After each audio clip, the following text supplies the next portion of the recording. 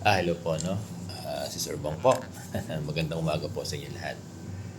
Ah, Kahapon, nag-circulate na, no? Yung post ng statement ng Bangko Sentral. Mukhang legit naman. Kasi lumabas sa mga ilang, mga ilang media outfit, like Manila Bulletin. Oo. Nakalagay doon mukhang positive naman doon sa long year term ng package ng loan. At binabanggit pa doon yung teachers, di ba? O kasama yung mga teachers loan. So most likely, ano ba? Negative, positive, positive. Kasi nakalagay doon, scrap the 5-year. Sabihin, babaguhin na yung scheme. Di ba? So, nakalagay doon, to my understanding, na mas mapapagaan yung term ng pagbabayad sa loan. Parang yun ang pagkakaintindi ko doon sa post sa statement ng BSP kung long term. Di ba? Ako, sa pag-a-analyze ko, yan na yung 7 years to 10 years na loan extension na kinaklamor ng ating mga guro.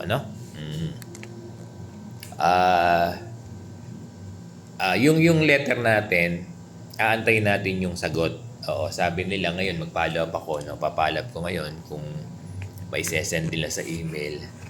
At i-update natin kung ano yung sagot nila doon sa email. Pero parang alam na natin kung ano yung magiging sagot. Diba?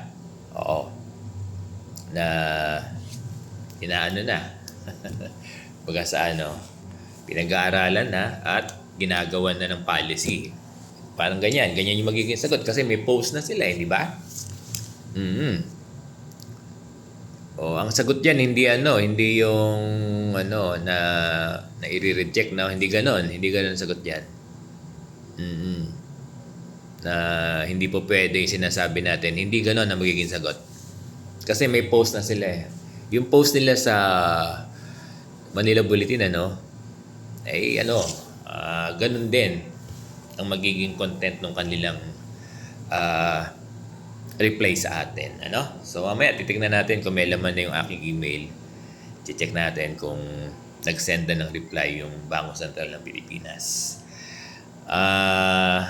Yung iba kasi naiinip na. Naintindihan naman natin na yung iba kasi urgent, ASAP, dahil doon sa mga pangangailangan.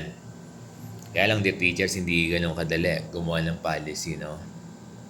It will take months, oo. Pero wag naman sanang years. It will take months, pero wag naman sanang years, na? Or mas earlier the better. Kasi alam naman ng Bangko Sentral yung pangangailangan eh. Binanggit nila yung guro, hindi ba? Binanggit nila yung teacher eh. Ibig sabihin, talagang well-informed sila doon sa clamor ng guro. Di ba doon sa post may teachers? Ang ibig sabihin yan, bagay na-inform sila ng may letter doon ng BSP.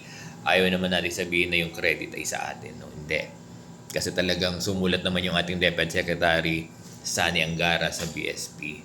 Kaya well-informed sila, aware din sila. Yung sa atin naman, backup lang eh, di ba? Yung sa atin naman, yung pinopost natin daily ay perhaps nakakatulong din somehow. Tapos may letter pa tayo. So yun lang ang aking analysis for the day pertaining to BSP. So magandang umaga sa ating mga guro sa buong Pilipinas at kasama rito yung mga non-teaching. Di ba alam nyo, hindi lang to loan ng mga guro. Hindi ko lang nababanggit yung non-teaching, pero lagi kayong kasama. Kung makakapag-loan ng 10 years ang guro, kayo din makakapag-loan din kayo ng 10 years yung ating mga non-teaching,